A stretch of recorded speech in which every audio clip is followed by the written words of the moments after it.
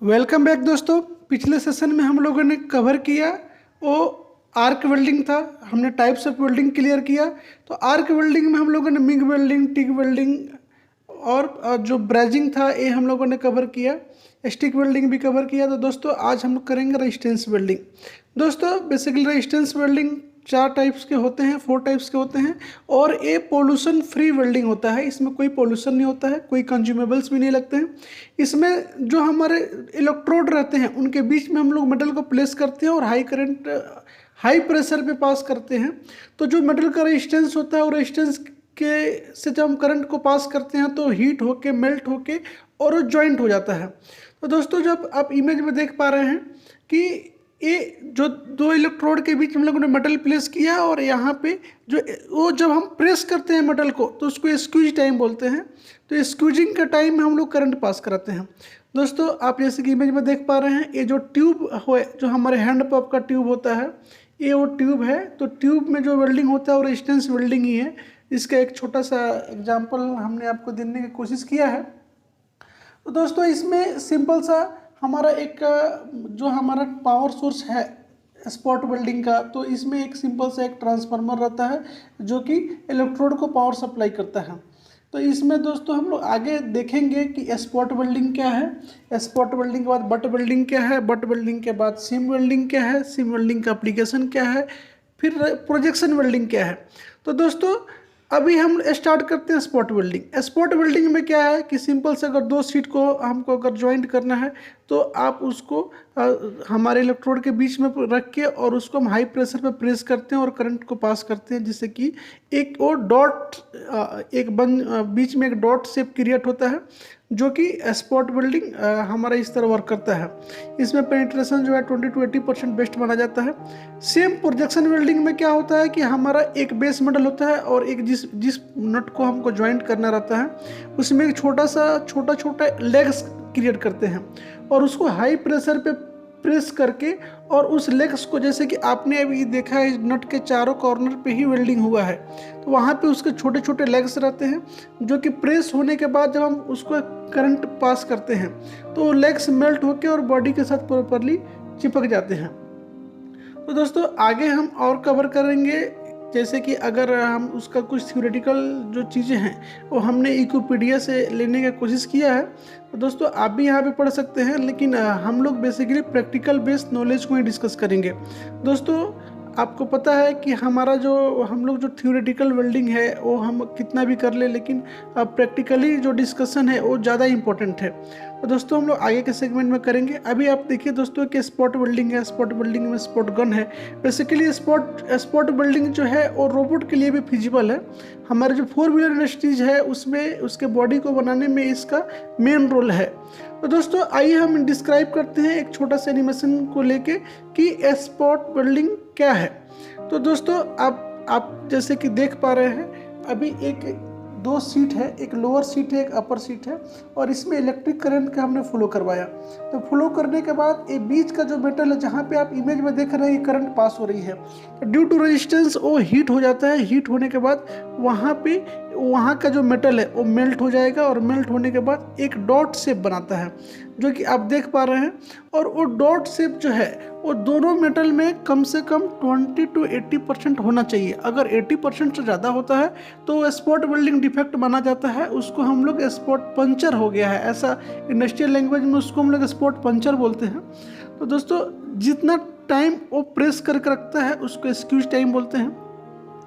ये जो हमारा जो इलेक्ट्रोड है ये टॉर्च जो एक हमारा गन रहता है, गन में फिट रहता है और गन के थ्रू इसको हम न्यूमेटिक प्रेशर दे के इसको हम प्रेस करते हैं।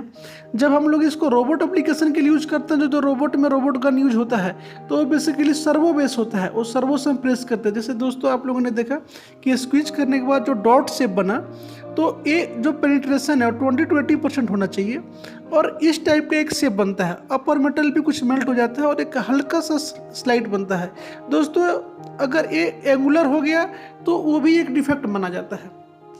अब दोस्तों सेम प्रिंसिपल पे वर्क होता है सीम वेल्डिंग का, ये भी टाइप ऑफ रेजिस्टेंस वेल्डिंग है। लेकिन स्पॉट वेल्डिंग कैसा है कि एक पॉइंट पे हमने स्पॉट किया और वो स्पॉट हमारा वापस चला जाता है, यानी कि सिंगल पॉइंट पे करते हैं। लेकिन उसी प्रोसेस को एक व्हील, मतलब इसमें जो इलेक्ट्रोड रहते हैं वो एक व्हील साइज के रहते हैं, जैसे कि आप इमेज में देख पा रहे हैं। तो उसको कंटिन्यूअसली अगर हमने ज्वाइंट कर दिया तो ये हो गया हमारा सीम वेल्डिंग। दोस्तों इसमें जो हीट है वो काफ़ी ज़्यादा एग्जर्ट होता है, तो इसके लिए हम लोग सीम वेल्डिंग में चिलिंग का भी प्रॉपर अरेंजमेंट करते हैं।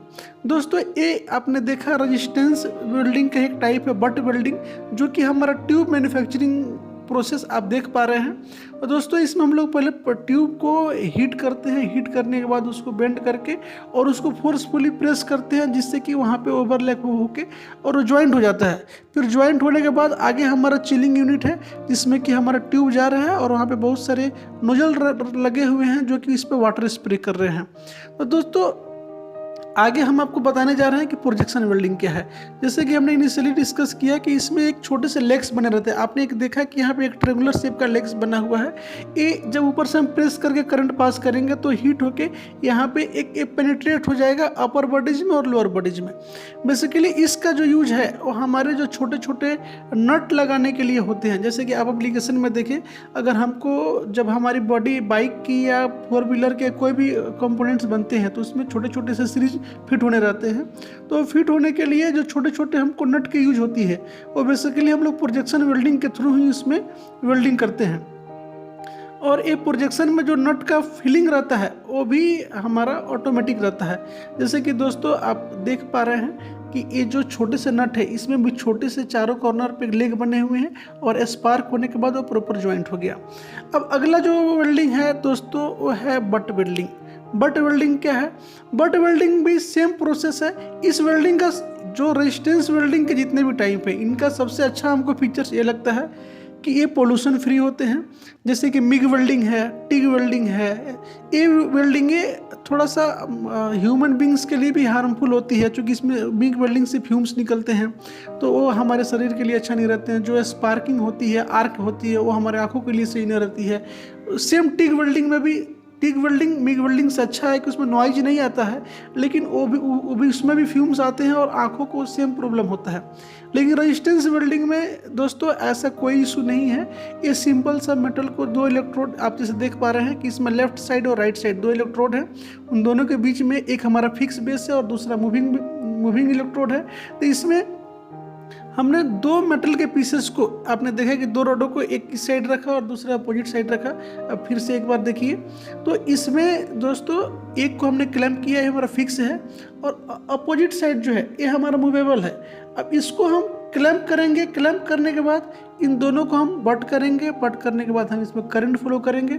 करंट जब फॉलो करेंगे तो दोस्तों वहाँ पे हीट जनरेट होगा और वहाँ का मटेरियल मेल्ट होगा, जैसे कि आप देख पा रहे हैं। और उसको कंटिन्यू हेवी प्रेशर से प्रेशराइज करते हैं, जिससे कि वो मेटल मेल्ट होते जाता है और बीच का फिलअप गैप वो फिल होते जाता है। और होते होते वो एक आउटर फेस को जो हमारा मटेरियल है वो टोटली पैक होने के बाद वो बाहर भी कुछ फैल जाते हैं, जिसको कि हम बाद में मशीनिंग के थ्रू निकालते हैं। दोस्तों ये एक हमारा फ्यूल टैंक है। फ्यूल टैंक बोले तो आप लोगों ने देखा होगा कि बाइक का ये फ्यूल टैंक है। इसमें हम सीम वेल्डिंग के थ्रू इसको सीलिंग करते हैं। इस वेल्डिंग का फीचर्स क्या है कि इसमें लीकेज जो है वो प्रॉपर कवर होता है, लीकेज नहीं आते हैं। अगर इसमें हम दूसरा वेल्डिंग यूज करेंगे तो दिखने में गंदा भी दिखेगा। आप देख रहे हैं कि जो प्लेट्स हैं, इलेक्ट्रोड प्लेट, उनको ठंडा करने के लिए कंटिन्यू वाटर सप्लाई भी दिया हुआ है।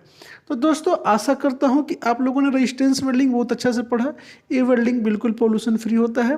इसका कंसेप्ट भी आपने देखा, ये एक ही कंसेप्ट पे काम करता है कि 2 इलेक्ट्रोड रहते हैं और रेजिस्टेंस के थ्रू इसमें हीटिंग होता है और वो चीज़ें ज्वाइंट हो जाती है। तो दोस्तों हम लोगों ने spot welding, butt welding, projection welding, ये सारे हम लोगों ने कवर किया।